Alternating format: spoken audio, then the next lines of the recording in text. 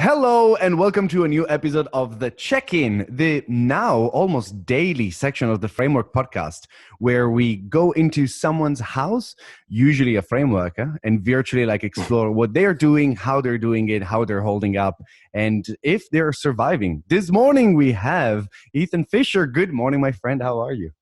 Hey man, doing well. I love that we always have, both in person and virtually, we have two very different levels of energy. One of the things that I adore about you is that you manage to keep your calmness intact in every situation, and this is no exception. Well, you haven't, I don't think you've seen me in every situation. I've certainly been tested recently with Yeah. all the stuff that's going on. Yeah, I think I've really fell into the fear of it for a moment there, and started to, panic. But I think that was part of it. I think everybody had to go through okay, what if this is the worst case scenario? Yeah. What does that look like? And I think I did lose my shit for a hot second. So I'm not perfect. Well, 99% of the times you are, hence 100% of the time to me. Thank you. What is the fear that strangled you a bit? Well, the possibility that this is something has changed, and that everybody, that business as usual will never be business as usual again. Yeah. And then, as somebody who often thinks about how things could be different, that's almost exciting to me. But it's also well, what does that mean for my immediate reality? That might mean that I have to go to a different place, or finally start building that tiny home I've always wanted to build, or something like that. And I've been on this sliding scale of it's a disaster, change everything, or no, just keep doing what you do, stay calm. Yeah, I hear you completely, especially because one of the things that lingers in your brain, or at least in mine, to be honest, is this how it's going to be? For how long? Or is this forever? Is this now a thing? And at the same time, it's just how do I adapt to the change? Do I change quickly now? And so kind of equip myself for whatever comes next? Or do I keep acting and working and thinking in a similar way and just wait it out? That's kind of where sometimes I sit and I go I have no idea. And there is no one that knows. There is literally not a single person that has the answer to this. It's quite frightening, and at the same time reassuring to know that no one knows how this plans out. So yeah, I think that it is kind of terrifying. In fact, nobody has any idea. Anyone you ask can't tell you. But that's, like you say, that's also cool, because it's whatever your intuition tells you is the best thing, the closest thing you have to an answer. Just go for is it. as good as anyone else's answer. There's no experts here. Yeah. And this might be a good place to pick up on the conversation we started before you recorded. Yeah. Do you want to explain the remote photography shoots? Well, we were talking about how we're dealing creativity wise and work wise with what is happening. And you asked me how does a photographer work when he can't go outside the house? And what I told you is that there is a phenomenon of a lot of really good creative photographers, very famous ones, and in their own right, incredibly talented, that are jumping on board this thing of doing remote photo shoots. So using FaceTime or Zoom or Skype, basically directing someone on the other side of the camera, taking the picture as a screen grab, and then editing that picture. And with really good results as well. Of course, some people know how to create good images regardless of the scenario, and using the lo-fi kind of look that a webcam screen grab can give you, if you use it as a tool instead of a problem, it actually creates some interesting looking things. But the main questions that I have regarding it myself is that worth doing? Or would I be doing it because it's something that I believe in? It's something that helps me. It's something that I communicate through. Or would I be doing it because it's that panic button that goes I'm a photographer, I take pictures. So even in a pandemic, I still have to take pictures. So here's what I do. Please, don't forget about me.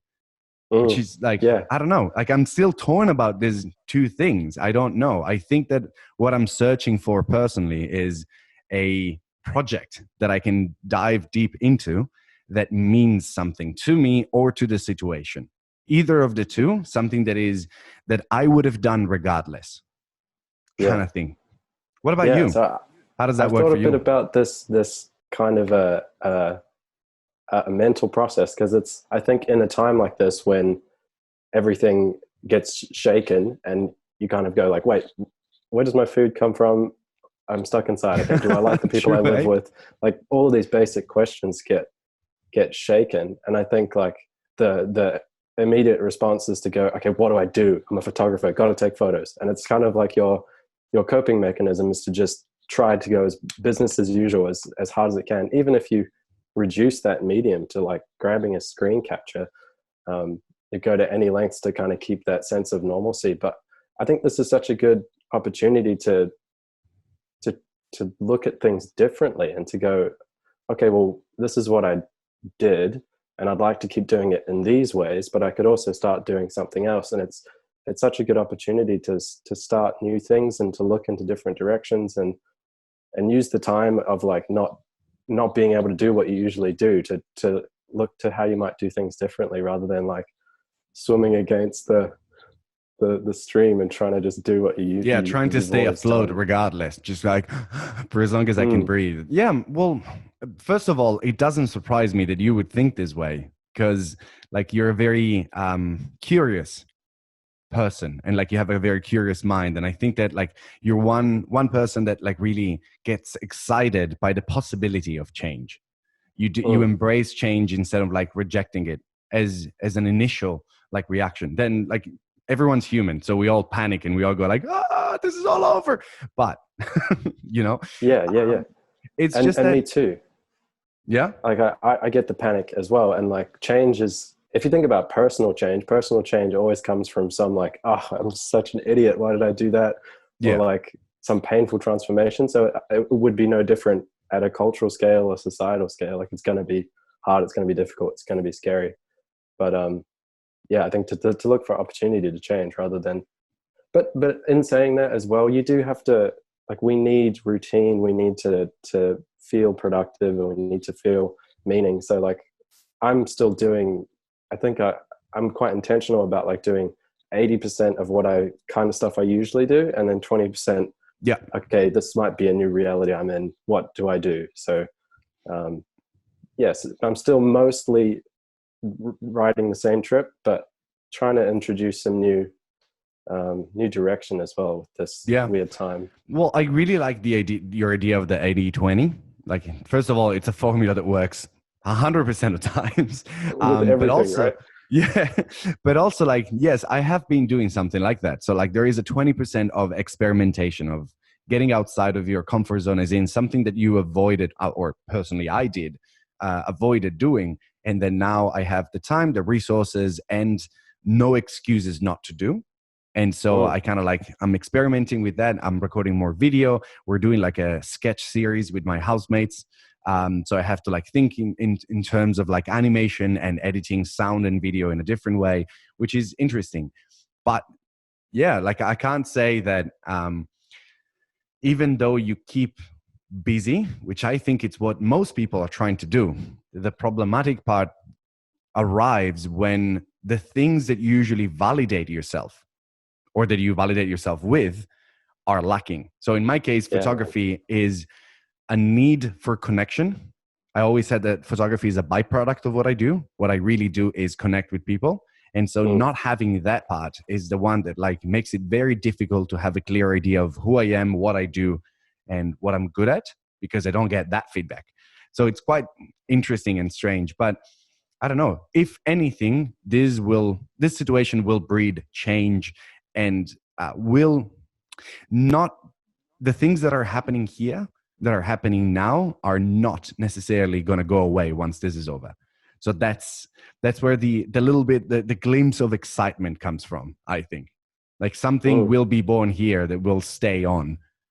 Yeah, so many people asking questions that they've never asked before, which I think is so valuable. If you are like me and you say that the way things are and have been are not necessarily as good as they could be, I think people asking questions is great. Yeah. I want to ask Nico, you're talking about these new projects that you've started or new things you've started to do since this. Are those things you've always wanted to do, or are those ideas born from this different situation? Necessarily born from this situation, as in, um, are those are things I was interested in, but never wanted to really pursue. I had other Mm, things I could like use my energy for, and so going into this is kind of like, well, I'm left with no options. So, well, there's this box that needs a lot of content. There's this box that needs a lot of energy and love and attention and trial and error. So mm. yeah, might as well do that. Like Yeah, always cool. seeking that, I don't know, that reassurance that you're keeping on moving. That is the only thing that is important to me right now. Yeah, It's just like yeah, whatever yeah. you do, don't stay still. Keep on moving. I really like that that phrase, keep moving, because I've used the phrase keep busy, keep productive, um, keep getting paid, whatever it is. But I like keep moving because you don't always have to be busy, you don't always have to be productive. That shouldn't be your default state. But I like keep moving, like Yeah. Like just just keep moving forward, find something that gives you that sense of progress and keep chugging. because, especially with us creators, I think that momentum is transferable. Momentum in one action or in one situation or in one type of creativity, one outlet can Yeah, be totally. transferred and translated into other things. So if you keep moving, if you keep the machine going, if you keep your brain being inspired and receiving inputs and processing things and re-elaborating them into other things, then you can resume doing something that you couldn't do now with the same I don't know, Yeah, structure. You yeah, keep yeah. that momentum. Yeah, that's a great way to look at it. It's just keeping your brain chugging along so Yeah. that when familiar problems arise, you just keep that momentum into that. And I think I No, go you on, please.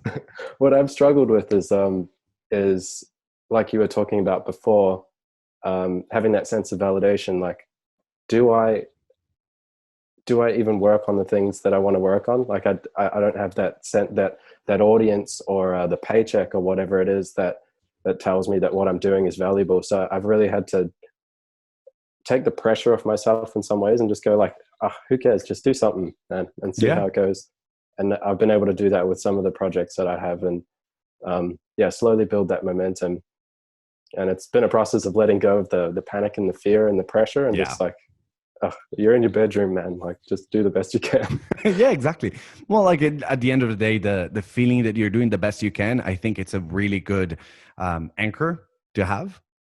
Mm, Just having that like satisfaction with how you're dealing with the situation, even though it's not the best way possible, it's the best you can. So you've put all of your effort in it, and mm. that's what you can hope for, I guess. The question that I had for you was, you're a very outdoorsy person. You're like very in touch with nature. And like one of the things, for example, that I adored about you is when you started telling me the story of every morning going for a bike ride, finding like a creek or a river and making coffee there, then cycling back home and then going on with your day and working. Like, has that changed much? Well, firstly, I'll say that I wish I did that every day. That would be super cool. That was something I did like once a week with a friend of mine who was also into bikes. So it was more about the bike ride. But yeah, brewing coffee outside. Um, we started doing Zoom coffee outside with that one friend. Yeah. But we've also both stopped drinking coffee. So we're doing like just having tea together on a virtual call. Still But works. no, the nature thing actually hasn't affected me that much. Honestly, um, in Melbourne, I don't have a car, so I don't actually get way out wops as much as I would have in New Zealand. Yeah. And yeah, I seem to get enough of the oh yeah, I'm on a living planet sort of feeling just from going for a run. And the running has been crucial for me to keep well, is to just like exhaust all the other energy in me so that it doesn't go into other weird avenues of fear, anxiety, or self doubt, or whatever it is. Nice. Um, I'm actually getting on fine without the nature. I don't know why, Oh but I no, do. I have In the instilled the garden. thought in Maybe you. that's it. I feel it. No. Yeah, and by the way, like I saw that like last Friday after Framework Drinks, you had like a bonfire. in your Yeah, garden, didn't you? That is the yeah, yeah. best. That's Well, the best thing. one of the questions asked in that chat, which was awesome, by the way, so cool to see everybody. I'm amazed at how well digital stuff still gives you that like human thing. Yeah. Like when I joined the call and saw all the frameworkers' faces, I was just suddenly like filled with happiness, and it was so cool. But one of the questions in that was to Dale, is like, what frameworker would you save if you could only save one in the apocalypse? And he said me, because I was handy. And I'm like, yeah, I'm not even kidding. I have a fire ready to burn. Yeah. And I don't know if people thought I was joking or not, but I genuinely did have a bonfire ready. And that's what we did for the evening. No, yeah, for sure. Like you are a very like outdoorsy, handsy kind of person. Not handsy, but handy. That is my Italian is my first language. Like kind of card played right there. Yeah, And yeah, like it's.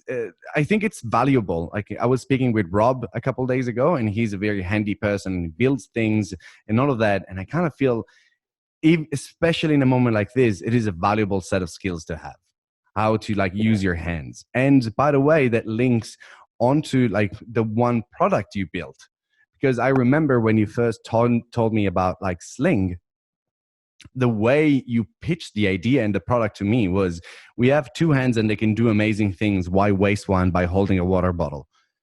And that yeah, was mind blowing to me. I've been talking to everyone about this exactly in these words, saying like, that is so brilliant. How did we not think that having like to use one hand for a menial, stupid task is a waste of potential?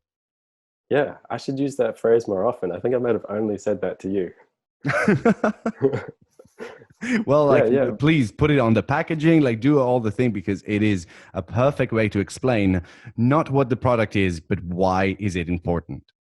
yeah, yeah, yeah.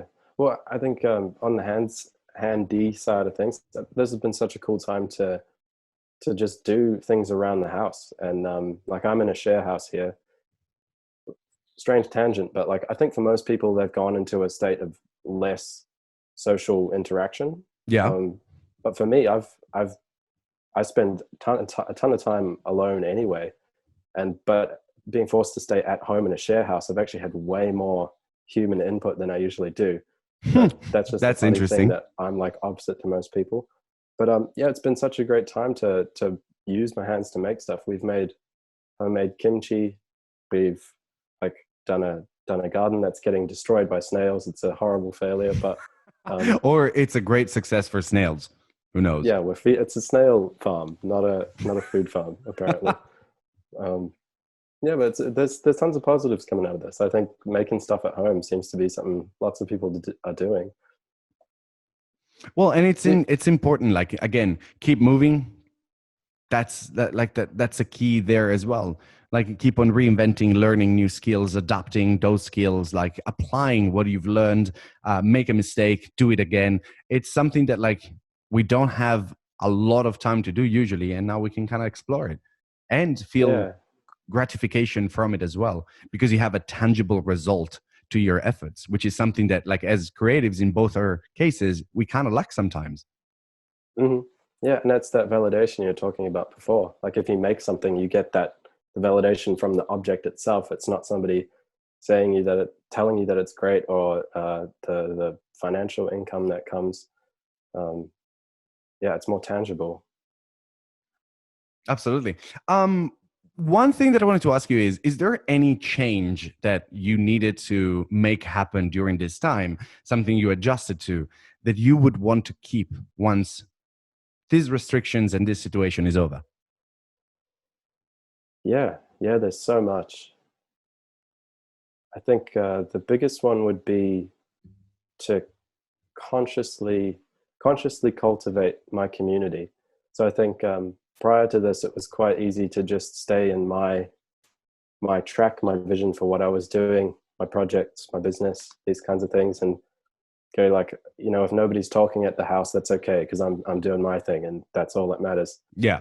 Um, but now, like we're really having at times the share house has up to 8 people in it, so it's really like people have to work together. We have to communicate, um, and what That is it's so forced us cool. into doing is cooking together and eating together and working together and communicating. So I think that's to consciously put effort into cultivating your community, which is something you do wonderfully with the framework community. Thank you. It's something that I'd love to keep doing.